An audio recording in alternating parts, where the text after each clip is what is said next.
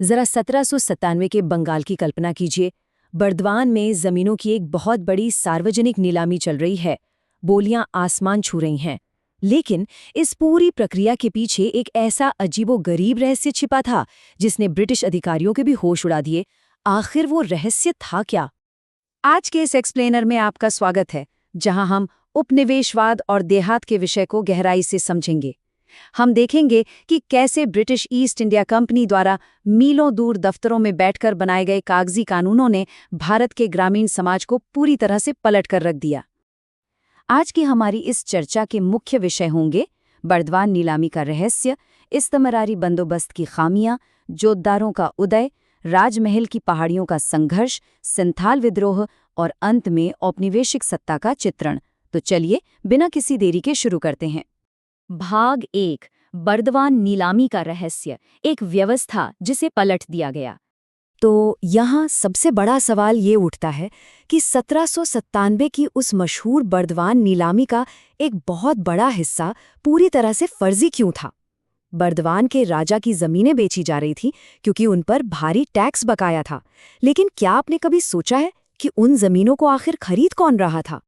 ये आंकड़ा सच में किसी को भी चौंका सकता है।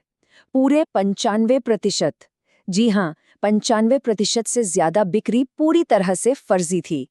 असल में राजा के ही नौकरों और एजेंटों ने बेनामी सौदा करके उन जमीनों को खरीद लिया था। बाहर से दुनिया को लग रहा था कि जमीनें बिक रही हैं, लेकिन हकीकत में पूरा कंट्रोल राजा के ही हाथों में बना रहा। है ना कमाल की चाल? जरा बर्दवान के राजा के इस महल को देखिए। इतने विशाल और शानदार स्तंभ। ये इस बात का जीता जागता सबूत है कि सार्वजनिक रूप से अपनी जमीनें नीलाम होने के बावजूद इन रसूखदार जमींदारों ने अपनी ताकत और शानो शौकत में कोई कमी नहीं आने दी।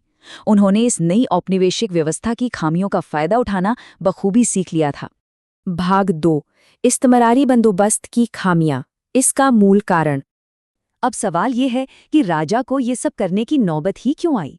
इसकी जड़ थी 1793 का इस्तमरारी बंदोबस्त, जिसे परमानेंट सेटलमेंट भी कहा जाता है। अंग्रेजों को लगा कि अगर वो जमींदारों से लिए जाने वाले टैक्स को हमेशा के लिए फिक्स कर देंगे तो जमींदार अपनी जमीन में खुलकर निवेश करेंगे और कंपनी के प्रति हमेशा वफादार रहेंगे। थ्योरी तो बहुत अच्छी थी, लेकिन जमीनी हकीकत कुछ और ही निकली। तो सबसे अहम बात यह है कि जमींदार आखिर टैक्स क्यों नहीं चुका पा रहे थे। इसके 4 सीधे कारण हैं। पहला, अंग्रेजों ने शुरुआत में ही टैक्स की मांग बहुत ज्यादा रखी थी। दूसरा, 1790 के दशक में कृषि उत्पादों की कीमतें बाजार में औंधे मुंह गिरी हुई थी, तो किसानों के पास पैसा ही नहीं था। तीसरा, वो खौफनाक सूर्यास्त कानून या सनसेट लॉ, तय दिन के सूर्यास्त तक पैसा नहीं दिया तो जमीन नीलाम। और चौथा, जमींदारों की पार इतनी कम कर दी गई थी कि वे किसानों से सख्ती से लगान वसूली नहीं कर पाते थे। भाग 3, जोतदारों का उदय, ग्रामीण सत्ता में बदलाव। अब जब जमींदार कमजोर हो रहे थे तो जाहिर है खाली जगह कोई ना कोई तो भरेगा ही। एक तरफ थे जमींदार जो शहरों में रहते थे और भारी टैक्स के बोझ तले दबकर अपनी ताकत खो रहे थे, और दूसरी तरफ तेजी से उभर रहे थे जोतदार। जोतदार सीधे गांव में रहते थे, किसानों के बीच। वे स्थानीय व्यापार और साहूकारी यानी पैसा उधार देने का काम कंट्रोल करते थे। जब भी किसी जमींदार की जमीन नीलाम होती तो अक्सर यही जोतदार उसे खरीदकर अपना दबदबा और बढ़ा लेते थे। 1820 के आसपास की इस पेंटिंग पर एक नज़र डालिए।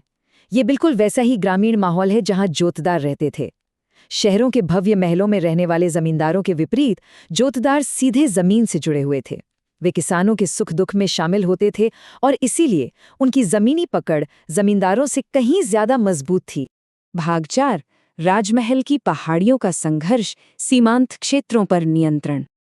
और ये जो दृश्य आप देख रहे हैं, ये बहुत ही शानदार तरीके से 2 अलग-अलग दुनियाओं का टकराव दिखाता है। एक तरफ वो मैदानी इलाका है जहां अंग्रेज स्थायी खेती चाहते थे ताकि उन्हें लगातार टैक्स मिलता रहे, और दूसरी तरफ हैं राजमहल की वो दुर्गम पहाड़ियां जहां पहाड़िया समुदाय के लोग रहते थे। वे शिकारी थे और झूम खेती करते थे। अंग्रेजों की नज़र में वो जंगल और वहां के निवासी पूरी तरह से बर्बर थे, जिन्हें काबू करना उनके लिए एक बड़ा सिरदर्द बन गया था।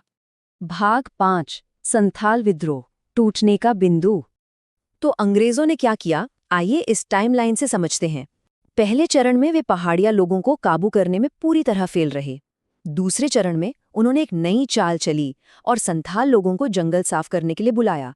संथाल बेहद मेहनती थे। तीसरे चरण में संथालों ने तेजी से जंगलों को काटकर खेती शुरू कर दी, जो अंग्रेजों को बहुत पसंद आया। लेकिन चौथे चरण तक आते आते भारी टैक्स और साहूकारों के बेहिसाब शोषण ने संथालों की कमर तोड़ दी, और इसका नतीजा एक बहुत ही भयंकर और विशाल संथाल विद्रोह। भाग 6। औपनिवेशिक सत्ता का चित्रण, कला में प्रोपेगेंडा। इन सब हिंसक घटनाओं के बाद अंग्रेजों ने जो किया वो समझना भी उतना ही जरूरी है। 1856 के द इलिस्ट्रेटेड लंदन न्यूज़ की इस तस्वीर को देखिए, जिसमें संथाल गांवों को जलते हुए दिखाया गया है। क्या आपको लगता है कि इसे किसी त्रासदी या दुखद घटना के रूप में छापा गया था? बिल्कुल नहीं। ये ब्रिटिश जनता के लिए एक प्रोपेगेंडा था, ये दिखाने के लिए कि ब्रिटिश सेना कितनी ताकतवर है और वो किसी भी विद्रोह को बेरहमी से कुचलने का पूरा दम रखती है। अब इस तस्वीर में बहुत ही दिलचस्प और सूक्ष्म बात छिपी है। बंदी बनाए गए संथालों के बीच जरा हाथी पर सवार उस ब्रिटिश अधिकारी को देखिए, जो बड़े आराम से हुक्का गुड़गुड़ा रहा है। ये कोई इत्तेफाक नहीं है, इसे जानबूझकर ऐसा बनाया गया था ताकि ब्रिटेन में बैठे लोगों को ये संदेश जाए कि सब कुछ नियंत्रण में है, घबराने की कोई बात नहीं है, विद्रोहियों को काबू में कर लिया गया है और व्यवस्था पूरी तरह से बहाल हो चुकी है। तो इन सब बातों का आखिर में क्या मतलब निकलता है? मीलों दूर बैठे अधिकारियों द्वारा बनाए गए एक साधारण से राजस्व कानून ने गांवों में सत्ता का संतुलन कैसे बदल दिया? उसने जमींदारों को गिराया, जोतदारों को ताकतवर बनाया और जंगलों में एक बड़े संथाल विद्रोह की आग भड़का दी। यह सब हमें सोचने पर मजबूर करता है कि ऊपर से थोपे गए कानून और नीतियां अंततः जमीनी हकीकत को कैसे हमेशा के लिए बदल देती हैं। इस सवाल पर जरूर विचार कीजिएगा। इस एक्सप्लेनर में हमारे साथ जुड़ने के लिए आपका बहुत बहुत धन्यवाद।